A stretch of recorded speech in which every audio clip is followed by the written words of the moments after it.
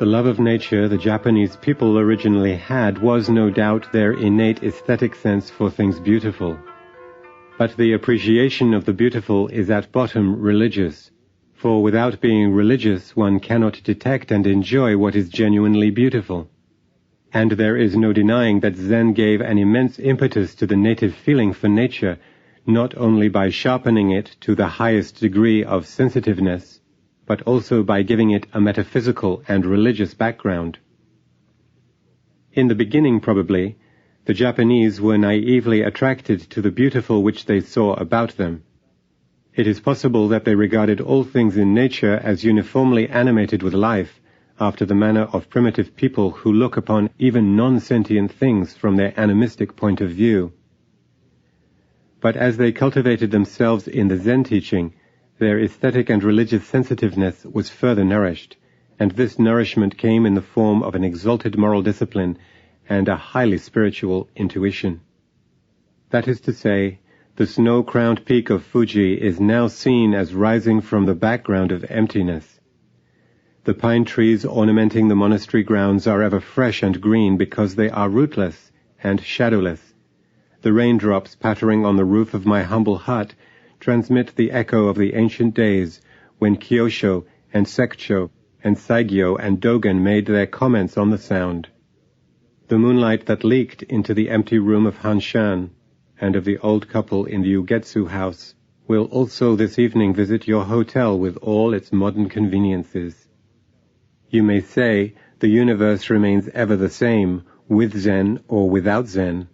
But my solemn proclamation is that a new universe is created every moment Zen looks out from its straw-thatched, 4.5-mat retreat.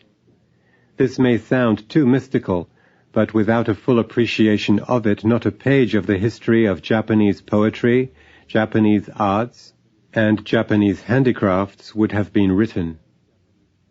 Not only the history of the arts, but the history of the Japanese moral and spiritual life would lose its deeper significance if detached from the Zen way of interpreting life and the world. Otherwise, it would have been perhaps impossible for the Japanese people to stand against the unprecedented onslaught of modern science, machines, and commercial industrialism. Let me illustrate the spirit of Zen as lived by Ryokan, a Buddhist monk, who passed his unpretentious life in the province of Echigo early in the 19th century. His having been a monk does not weaken, as one may suppose, the strength of my statement that Zen has deeply entered into the life of the Japanese people for all those who came to associate with him, that is, the entire community in which he moved, approved of his life and saw in it something of permanent worth. To judge the direction of the wind, it is enough to look at a single blade of grass. When we know one Ryokan, we know hundreds of thousands of Ryokans in Japanese hearts. Ryokan was a Zen monk belonging to the Soto school, founded by Dogen in the Kamakura era, 1185 to 1338. His hut was built in the northern part of the country facing the Sea of Japan. From the ordinary worldly point of view, he was a big fool and a lunatic. He lacked what is known as common sense, of which we people of the world have too much. But he was very much liked and respected by his neighbors, and quarrels and other annoying incidents which sometimes darken our daily life cleared off if he happened to appear in the midst of them. He was an accomplished poet in Chinese and Japanese, and also a great calligrapher. Villagers and townspeople pursued him for his autograph, which he found very hard to refuse, for they devised many contrivances to get from him what they wanted. I said he was a lunatic and a great fool, this latter being his own literary name. But he had a most sensitive heart for all things human and natural. Indeed, he was love incarnate, a manifestation of Kwanon Bosatsu, the Bodhisattva Avalokiteshvara. His solitary retreat on a mountain away from the village was once or twice broken into by a burglar. The burglar must have been a complete stranger to the neighborhood, otherwise he would never have singled out this poor man's shelter to plunder. Naturally there was nothing to carry away. He was greatly disappointed. Seeing this, Ryokan's heart was touched, and he gave him the clothes he had on. The burglar hastily left him with the outside amado open, from which a bright moon poured its light into Ryokan's room. The poet in him asserted itself. A burglar failing to carry off the moon, it shines in from the window. Another poem by him reads, "Where, I wonder, is he passing the night, this cold, freezing night, when it is even beginning to storm, a lonely wayfarer in a world of darkness?" This is also said to have been composed by the recluse and lover of humanity after another unwelcome visit by a stranger. The visited one himself must also have suffered the freezing night in the lonely hut. Sure enough, he came the following morning to his parental home with a flowing nose and shivering with cold to ask for bedding. He was also good to beggars. On his way home from his own begging tour, he was ready to give up everything he had to any unfortunate fellow being he might happen to meet. The following must have been composed on one of those occasions. If my robe dyed black were wide and broad enough, I would cover all the poor people of the world under my sleeves. He had very few desires as far as he was concerned.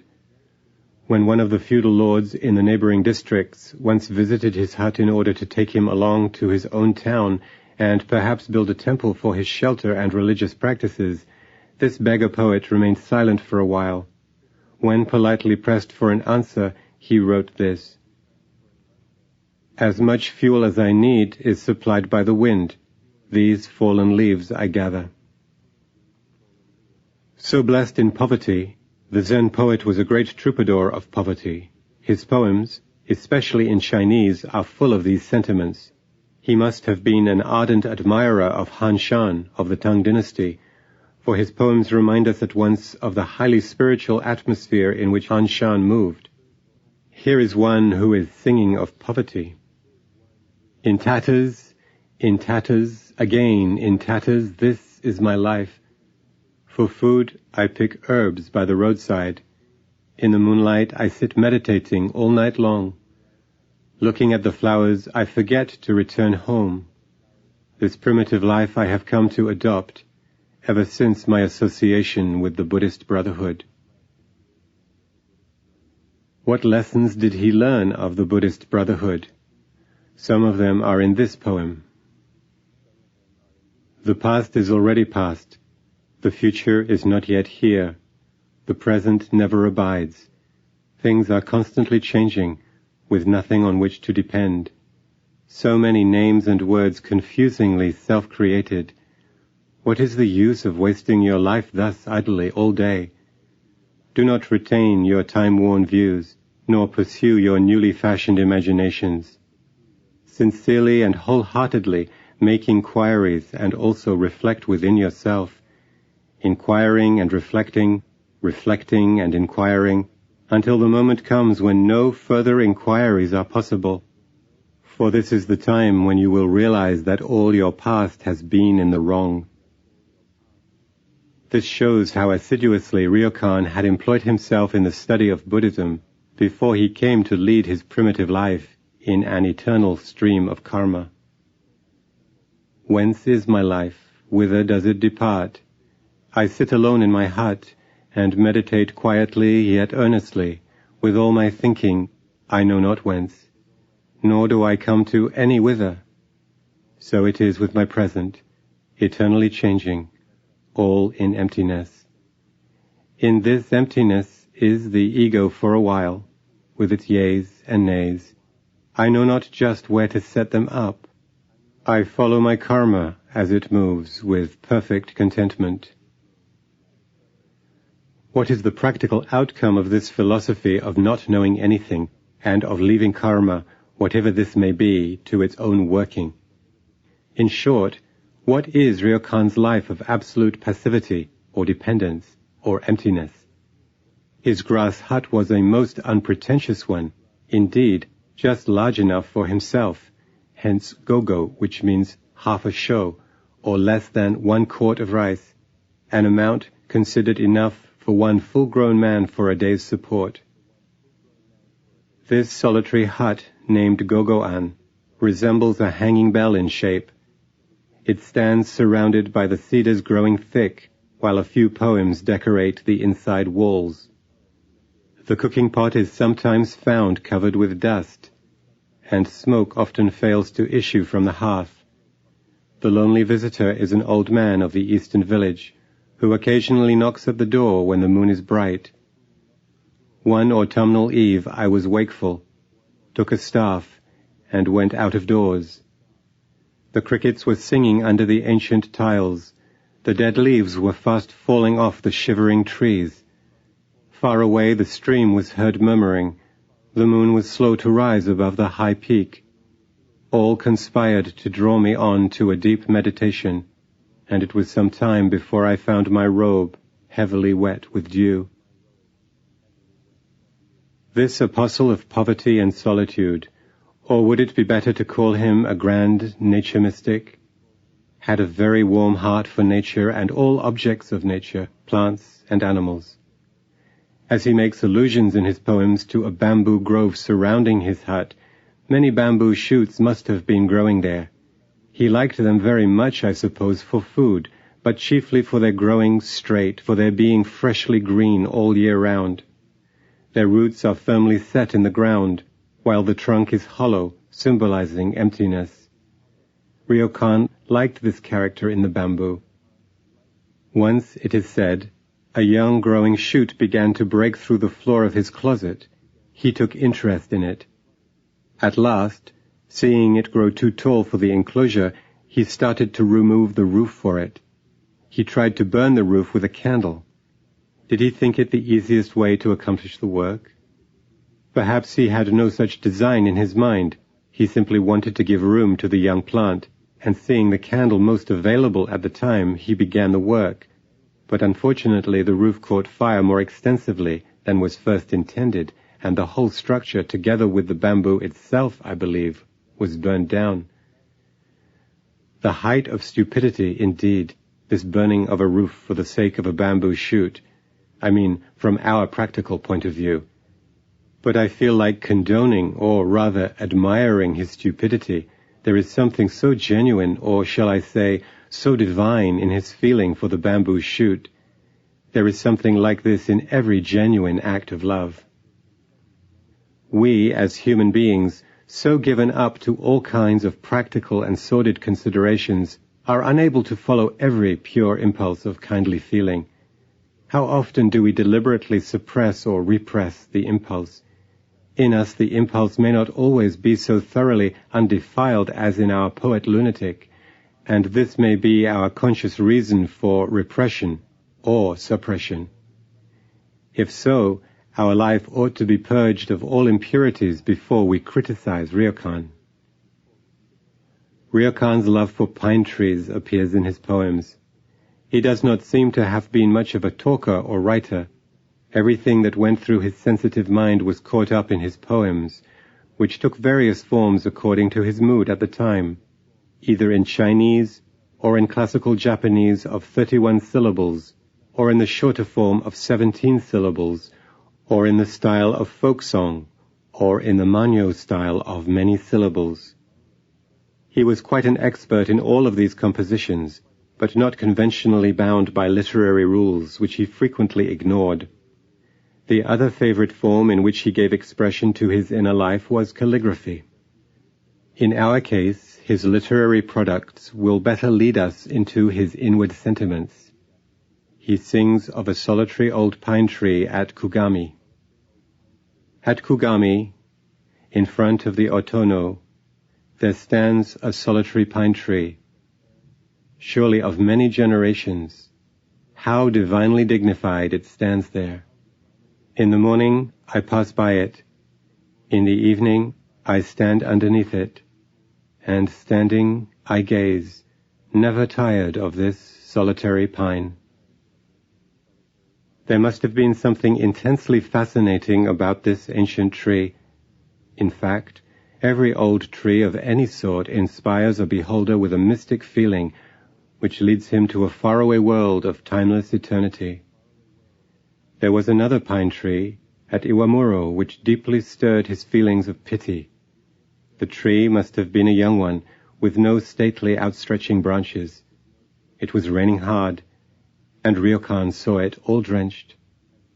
At Iwamuro, in the middle of the field, a solitary pine stands. How I pity this solitary pine standing all alone, thoroughly drenched in showers. If it were a human being, I would give him a raincoat. I would help him with a rain hat. Pitiful, indeed, this solitary tree. Japan is the country of pine trees and cedars. The latter are seen to their best advantage in a group or in a row, and the former are fine when they stand singly. The Japanese species of the pine known as matsu generally spreads its branches irregularly, and the trunk is gnarled. A solitary old pine tree growing for ever so many years in front of your room is such a consoling friend for the scholar or monk. Ryokan's attitude toward the tree in the field drenched in rain was naturally that of pity. But with Saigyo, the tree stood in a different environment, and the man was of a different type of character, at least in a different mood of spirit at the time, hence the following poems of Saigyo. For a long time to come, stand here as thriving as ever, and remember our companion days, even after my death, O pine, for I am the one who lives in the world, unknown, unloved. Tired of staying here, if I start my wandering again, O pine, would you not be solitary? Ryokan, the lover of trees, was also a great friend of the louse, perhaps also of the flea, of the mosquito, and so on. He had a tender human feeling for all beings. One interesting, though not quite engaging incident recorded of him is his care for the louse. The story is illustrative of his general attitude toward other forms of life. He was often seen during the early warm winter days giving the lice a sunbath and exercise in the air. By taking them out one by one from his underwear onto sheets of paper, he exposed them to the sun. Before it begins to be too cool in the afternoon, they will be picked up and taken back into his own chest, or fudokoro. As he says, "Oh, lice, lice, if you were the insects singing in the autumn fields, my chest would really be, for you, the Musashino prairie." The subject may not be very edifying, I'm afraid, but his genuine, unadulterated love for such creatures has in it something tender and touching. Our modern idea of hygienic cleanliness has much to say about harboring beings of this class, but it was not so very long ago, I am told, that in England gentlemen and ladies of the higher classes were not exempt from vermin, that the wearing of wigs over their heads was indeed partly due to their annoying presence, and that even these wigs were often full of nits. Dr. Hans Zinser, writing in a 1935 issue of Atlantic Monthly on the history of the louse, noted that, even long into the 18th century, lice were regarded as necessities. Further, he notes that George Washington, in his 14th year, copied a paragraph on rules of civility, which contains the following remarkable statements. Kill no vermin, as fleas, lice, ticks, etc., in the sight of others. If you see any filth or thick spittle, put your foot dexterously upon it. If it be upon the clothes of your companions, put it off privately, and if it be upon your own clothes, return thanks to him who puts it off. Ryokan was a great lover of children, as might be expected of such a character as he, who was himself a child. He liked to play with them. He played hide-and-seek. He played temari, a form of handball too. One evening it was his turn to hide, and he hid himself well under a straw stack in the field. It was growing darker, and the children, not being able to locate him, left the field. Early in the following morning, a farmer came and had to remove the straw stack to begin his work. Finding Ryokan there, he exclaimed, "Oh, Ryokan-sama, what are you doing here?" The poet lunatic answered, "Hush, don't talk so loud, the children will find me." Did he wait for the children all night under the straw? Did it never occur to him that the young ones were just as deceiving and untrustworthy as the grown-ups? But to reason like this is our human way in this world of unrealities. He perhaps followed another order of reasoning, that of burning the roof to save the bamboo shoot. It was his simplicity that made him spend the whole night in the open field, with the controlling idea of hiding from his young, guileless but occasionally mischievous friends. The story being somewhat extreme, its genuineness may be suspected, but the fact that it has been in circulation conclusively proves his readiness at any moment to follow this pattern of action. These days, we live under such varied rules of convention. We are really slaves to ideas and notions, fashions and traditions, which constitute the psychological background, or what is now popularly called the ideology, of modern people in the organization. We can never act as Whitman advises. We are in a state of complete slavery, although we may not realize it, or rather, are not willing to admit it. When we see Ryokan giving himself up to the free movement of his feelings, which are thoroughly purged, to follow the conventional parlance of all egotistically oriented defilements, we feel as refreshed as if we were transported into another world. In his love of children we recognize the same psychological trait of independence and spontaneity that was exhibited in his feeling for a solitary pine tree and a bamboo shoot breaking through the floor. His love of playing tamari and otedama with children is also indicative of his free, playful spirit, which we all have, but are constrained from indulging in, imagining that such playing is below the dignity of grown-ups. While playing tamari and otedama, winnings are reckoned by singing a popular ditty. The bouncing of the tamari, the turning of hands, and the rhythmic chant of voices, however simple, they perhaps help to give expression to Ryokan's simple and undeceiving spirit. This is of a piece with his liking to dance a primitive village dance on festival occasions. He was once found dancing with the villagers, disguised as a young woman. One of the dancers nearby, recognizing Ryokan, made a remark about his, or rather her, being a good dancer, purposely audible enough for Ryokan to overhear it. It is said that Ryokan later mentioned it to his friends with a feeling of elation. There is in every one of us a desire to return to a simpler form of living, which includes simpler ways of expressing feelings and also of acquiring knowledge. The so-called way of the gods points to it, although I do not know exactly what signification the advocates of Kaminagara no Michi want to give to this term. It seems to be certain to my mind that by this they wish to mean going back to, or retaining, or reviving the way in which the gods are supposed to have lived before the arrival of humankind. This way was one of freedom, naturalness, and spontaneity. How did we ever go astray from this? Here lies a great fundamental religious problem. Its solution gives the key to understanding some aspects of Zen Buddhism and of the Japanese love of nature. When we speak of being natural, we mean first of all being free and spontaneous in the expression of our feelings, being immediate and not premeditating in our response to environment, not making any calculation as to the effect of our doings either on others or on ourselves, and conducting ourselves in such a way as not to leave room for thought of gain, value, merit, or consequence. To be natural means, therefore, to be like a child, though not necessarily with a child's intellectual simplicity or its emotional crudity. In a sense, the child is a bundle of egotistic impulses, but in its assertion of these it is altogether natural. It has no scrupulousness, no deliberation as regards practical and worldly merit or demerit. In this respect, the child is angelic, even divine.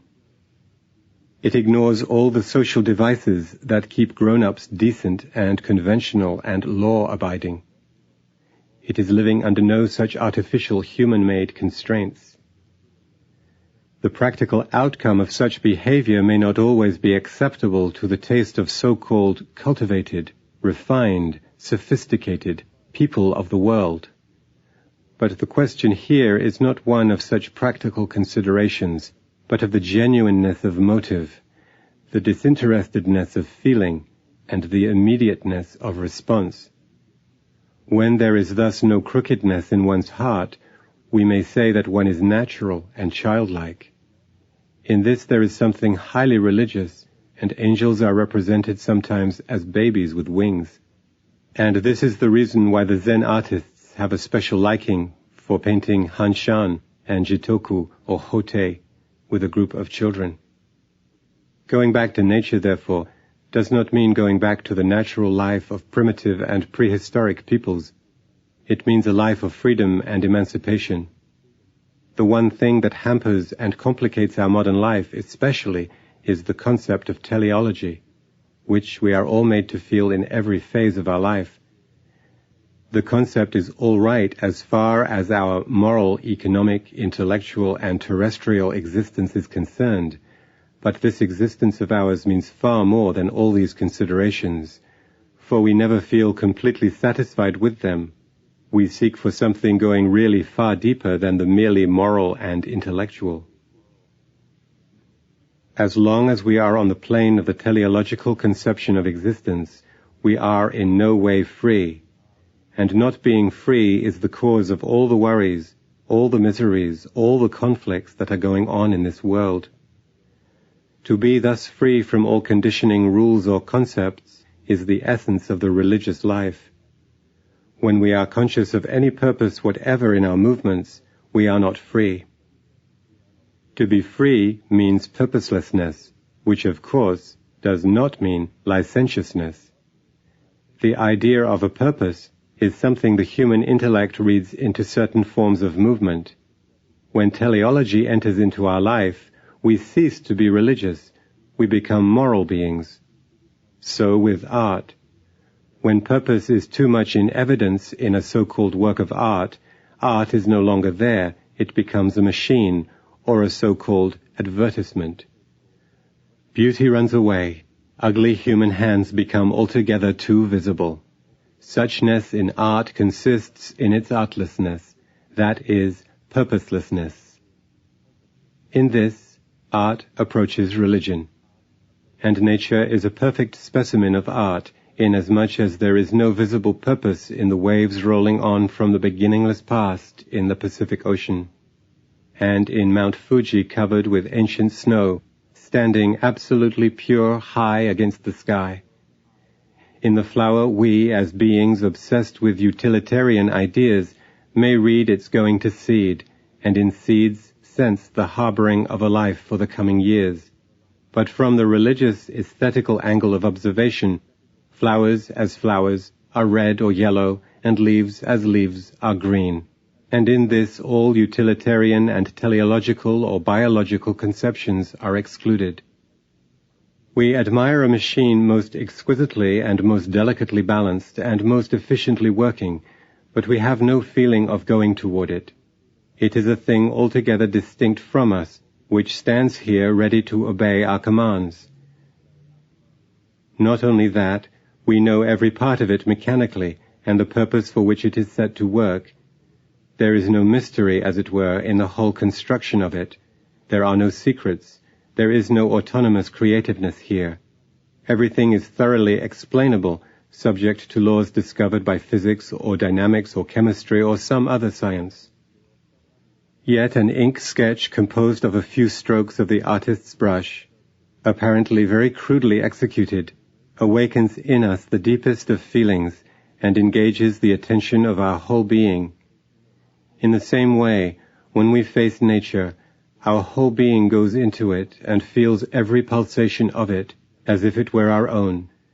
To speak of an identification is a desecration, for it is a mechanical and logical conception which does not apply to this phase of our life, and this is where Zen Buddhism has its realm. It is the corner from which people like Ryokan survey the world. I cannot help making reference in this connection to the nirvana picture of the Buddha. This may not seem to be a fit subject to be introduced here. What has the nirvana picture to do with the Japanese love of nature or with Zen Buddhism, one may argue? But what I wish to see in the picture, as it is generally painted in Japan, has some significant bearing on the Buddhist attitude toward nature. And as the picture has much to do with the Zen monasteries in Japan, and further, as the picture has an unusual fascination for the Japanese generally, I will point out here one or two facts regarding the nirvana scene of the Buddha. I have not yet been able to trace the historical development of the nirvana conception as we have it today. As tradition ascribes the first idea, or rather the first authorship of the picture, to Wu Taozi, the well-reputed painter of the Tang era, it is likely that it originated first in China. But I have at present no means of ascertaining how far and how strongly it has taken hold of the imagination of the Chinese people. It is certainly in Japan that it has entered deeply into the religious consciousness of the people.